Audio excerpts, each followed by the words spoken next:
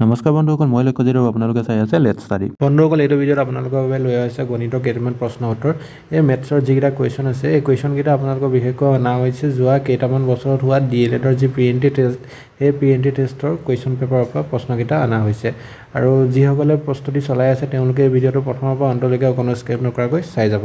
আহক আমি পলম নকৰি আজি এই ভিডিঅ'টো আৰম্ভ কৰোঁ। এইটো প্ৰথম প্ৰশ্নটো হৈছে, এজন মানুহে 450 টকাত এটা ঘড়ী বিক্ৰী কৰাত 10% লোকচান হ'ল, ঘড়ীটোৰ ক্ৰয় মূল্য কিমান?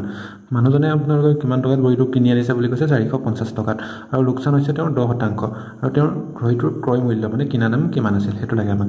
আৰু আমি যেতিয়া লোকচান বা লাভৰ শতকৰা শতাংশ ওলাব যাওঁ তেতিয়া আমি এটা কথা মন কৰিব লাগে, সেইটো সদায় আমি ক্ৰয় মূল্যৰ ওপৰতহে ওলাব পাৰিম। আমাৰ ইয়াতে বিক্ৰী মূল্য কিমান আছে সেইটোৰ লগত আমাৰ একো কথা নাই, আমি ক্ৰয় মূল্য কিমান আছিল সেইটোৰ ওপৰত গুৰুত্ব দিহে আমি ইয়াৰ শতকৰা হাৰটো ওলাব পাৰোঁ। কিন্তু আমাক ইয়াতে ক্ৰয় মূল্যটো আমাৰ হাতত দিয়া নাই, আমি ক্ৰয় মূল্যটো নিৰ্ণয় কৰিব লাগে। গতিকে আমি কি কৰিব লাগিব, আমি ক্ৰয় মূল্যটো এটা জানি ল'ব লাগিব বা ধৰি ল'ব লাগিব কিবা এটা। এতিয়া আমি চাওক, ধৰি ল'ম আমি ক্ৰয় মূল্যটো প্ৰথমতে আমি কি দিয়া আছে এইটো লিখি লওঁ। আমাক বিক্ৰী মূল্যটো দিয়া আছে। বিক্ৰী মূল্য মানে আপোনালোকৰ যিটো চেলিং প্ৰাইচটো আপোনালোকক 450 টকা দিয়া আছে, আৰু যিটো আপোনালোকৰ লোকচানৰ শতকৰা হাৰ লছ পাৰ্চেণ্টেজ এইটো দিয়া আছে 10% বুলি।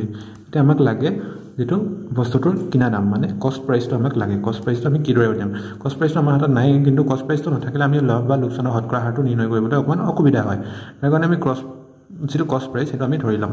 এতিয়া আপোনালোকে লিখক, ধৰা হ'ল কষ্ট প্ৰাইচ অফ দ্য মানে যিটো ৱাটচ বি X ৰুপিজ, এইটো X ৰুপিজ আমি ধৰি লৈছোঁ। এতিয়া আমি এক্সটো যদি আমাৰ কষ্ট প্ৰাইচটো থাকে তেনেহ'লে আমি তাৰ পৰা নিশ্চয় ধুনীয়াকৈ আমি ইয়াৰ সহজতে আমি ইয়াৰ মানে শতকৰা হাৰটো ওলাব পাৰোঁ। কিন্তু শতকৰা হাৰটো আমাৰ হাতত অলৰেডি আছে। আমি লছৰ শতাংশটো কিমান দিছে? 10%। গতিকে আমি লছ কিমান হৈছে সেইটো আমি ওলাব পাৰিম। এতিয়া লছ ইকুৱেলটো কিমান হৈছে? যিটো কষ্ট প্ৰাইচ আছিলে তাৰ 10%, মানে X টকাৰ 10% লোকচান হৈছে বস্তুটোৰ। গতিকে Xৰ 10% মানে X পূৰণ 10%টো হৈ যাব, আমি শতাংশটো উঠাই দিলে 10/100 হৈ যাব। ইয়াতে 0 0 কেঞ্চেল, তেতিয়া X ইনটু 1 মানে X/10 হৈ গ'ল। X/10টো আপোনালোকৰ কি হ'ব? এতিয়া ইয়াতে X/10টো হ'ব তেওঁৰ লোকচান হোৱা ধনৰাশি। এতিয়া 450 টকা যেতিয়া ঘড়ীটো বিক্ৰী কৰিলে, তেওঁ X টকাত কিনি অনা ঘড়ীটোৰ পৰা X/10 টকা তেওঁ লোকচানত ঘড়ীটো বিক্ৰী কৰিলে। মানে এতিয়া আমি ইয়াৰ প্ৰশ্নমতে আমি কি বুজি পালোঁ? তেওঁ ঘড়ীটো কিনি আছিল X টকাত, আৰু X/10 টকাৰ কম দামত তেওঁ ঘড়ীটো বিক্ৰী কৰি দিলে। বিক্ৰী কৰোঁতে তেওঁ পালে 450 টকা। মানে তেওঁৰ Xৰ পৰা X/10টো মানে ইমানটো লোকচান কৰি তেওঁ ইমানটো টকাত ঘড়ীটো বিক্ৰী কৰিলে। এতিয়া আমি এইটো সমাধান কৰিলে আমি ইয়াৰ উত্তৰটো পাম।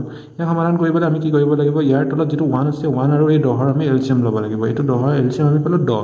তেতিয়া এই 1 এই 10 হৰণ কৰিলে আমি পাব 10 আৰু X পূৰণ কৰক, 10X হৈ গ'ল। আৰু ইয়াতে মাইনাছ আছে, মাইনাছ। এই 10ৰে আকৌ এই 10ক হৰণ কৰিলে 1 পাব, 1ৰ লগত X পূৰণ কৰিলে 1X মানে X হৈ গ'ল। ইকুৱেল টু 450 হৈ যাব। এইটোতো বুজি পাইছে। তাৰপাছত চাওক, এতিয়া এইটো কি হৈ যাব? 10X মাইনাছ X, সেইটো হৈ যাব আপোনালোকৰ ইয়াতে 9X হৈ যাব। 9X আৰু তলত থাকিলে 10 ইকুৱেল টু হৈ গ'ল 450।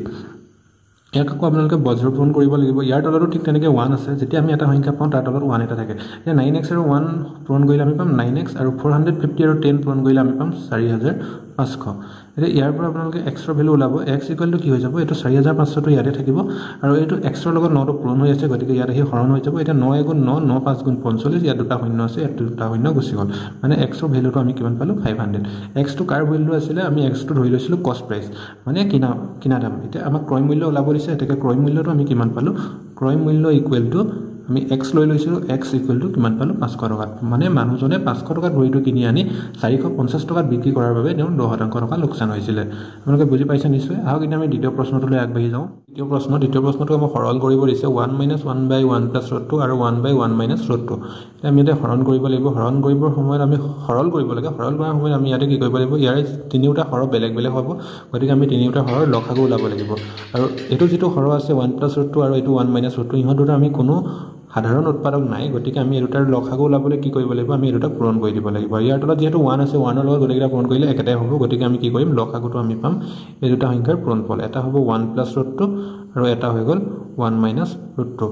এইখিনি আপোনালোকে কৰাৰ আগতে আপোনালোকে এটা ফৰ্মুলা নিশ্চয় জানে। ফৰ্মুলাটো হৈছে a + b × a - b। এইটো কি আছিল?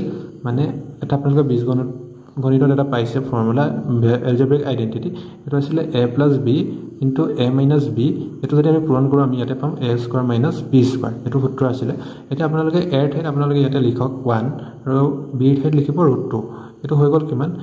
1 + √2 এইটো আপোনালোকৰ হাতত আছে আৰু ইয়াতে আছে 1 এৰ ঠাইত আমি 1 লিখিছিলোঁ b ঠাইত √2 লিখিছিলোঁ আৰু মাজত মাইনাছ আছে এতিয়া আমি এইটো পাইছোঁ নে 1 + √2 * 1 - √2 এইটো পাইছোঁ ইয়াৰ সূত্ৰটো আমি কি ভাঙিছিলোঁ এই সূত্ৰত পালে এৰ ঠাইত আমি 1 স্কয়াৰ লিখিম মাইনাছ b ঠাইত আমি লিখিম √2 স্কয়াৰ লিখিম এতিয়া এইটো কি হৈছে 1 স্কয়াৰ মানে 1 - √2 হোল স্কয়াৰটো আমি ভাঙি দিলে পাম 2 পাম এতিয়া 2 ৰ পৰা 1 মাইনাছ কৰিলে 1 হ'ব ডাঙৰ সংখ্যাটো 2 আছিল 2 ৰ আগত মাইনাছ থকাৰ কাৰণে ইয়াৰ আগতো মাইনাছ আহিলে এতিয়া আমি এই পদটো আমি যেতিয়া পূৰণ কৰি দিলোঁ পূৰণ কৰি দিওঁতে আমি আলটিমেটলি কি পালোগৈ -1 পালোঁ এতিয়া এই দুটাৰ ঠাইত আমি -1 লিখিব পাৰোঁ গতিকে আমি কি কৰিম এইটো এনেকৈ থাকক এতিয়া আমি ইয়াৰ লগতে কি কৰিম ইয়াৰ ঠাইত আমি -1 পাইছোঁ গতিকে আমি ইয়াৰ যিটো লসাগু আছিল ইয়াৰ লসাগুটো এইটো আছিল আৰু ইয়াৰ তলত আছিলে 1 সেই 1টো আমি এই লসাগুটো হৰণ কৰিম আৰু এই 1 এই লসাগু গোটেইটো হৰণ কৰিলে আমি এইটোৱে পাম আৰু এইটোৰ ঠাইত আমি কি লিখিব পাৰোঁ বুলি কৈছোঁ -1 লিখিব পাৰোঁ গতিকে ইয়াক আমি হৰণ কৰোঁতে পালোঁ -1 সেই -1ৰ লগত আমি আকৌ ইয়াক ওপৰটোক আমি পূৰণ কৰিম -1ৰ লগত 1 পূৰণ কৰিলে -1 পালোঁ এতিয়া মাইনাছ আছে মাইনাছ আৰু 1 + √2 আমি ইয়াক হৰণ কৰিলে কি পাম 1 + √2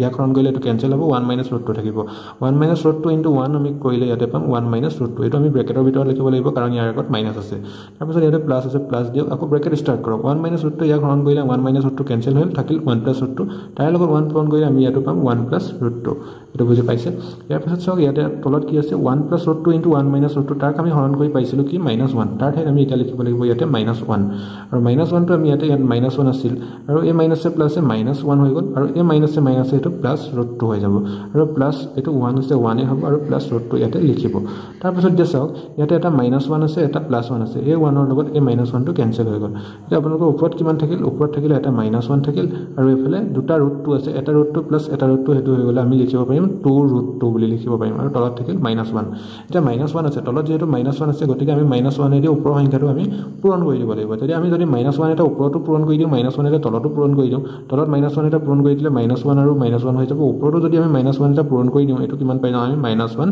+ 2√2 পাই যাম আৰু এতিয়া ইয়াতে চাওক -1 আৰু -1 পূৰণ কৰি দিলে কি হৈ যাব 1 হৈ যাব মানে -1ৰ লগত যদি আমি -1 পূৰণ কৰি দিওঁ তেতিয়া আমি এটা পাম 1 আৰু যেতিয়া আমি কোনোবা এটা সংখ্যাক ধৰা হওক আমি 10ক আমি একেৰে হৰণ কৰিছোঁ তেতিয়া আমি কি পাওঁ 10 পাওঁ মানে এইটোৰ ঠাইত যদি আমি 1 পাওঁ 1 আমি ইয়াক হৰণ কৰিলে আমি ওপৰৰ সংখ্যাটো পাম তলৰ 1টো আমাক লিখিব দৰকাৰ নাই এতিয়া চাওক -1 আৰু -1 মাইনাছে কি পাম +1 পাই গ'লোঁ আৰু -1 আৰু +2√2 মাইনাছে প্লাছে মাইনাছ হৈ যাব 2√2 এইটো হৈ গ'ল আপোনালোকৰ এই প্ৰশ্নটোৰ উত্তৰ বুজি পাইছে নিশ্চয় বুজি পাইছে যদি ভাল লাগিছে তেনেহ'লে কমেণ্ট কৰি জনাব আহক এতিয়া আমি 3 নম্বৰ প্ৰশ্নটোলৈ আগবাঢ়ো এইটো চাওক এইটো প্ৰশ্ন আছে আমাৰ সৰল কৰা √28 * √24 ডিভাইডেড বাই √42 * √8 ইয়াক আমি কি ধৰণে সৰল কৰিম ইয়াক সৰল কৰিবৰ কাৰণে আমি জানিব লাগিব ইয়াক আমি কি ধৰণে আমি ইয়াৰ √over আমি স্কয়াৰ ৰুটটো আমি জানো নেকি √28ৰ স্কয়াৰ ৰুটটো decimal number √24 square root decimal number মানে গোটেইকেইটা যি চাৰিটা পদ আছে গোটেইকেইটাৰ স্কয়াৰ ৰুটটো আমি ডেসিমেলত পাম গতিকে আমি ইহঁতক ডিভাইড কৰিব মানে √over পৰা আমি স্কয়াৰ ৰুটলৈ কনভাৰ্ট কৰিব নোৱাৰো ইহঁতে হেয়া আমি ইয়াক কি কৰিম আমি ইহঁতক সৰু সৰু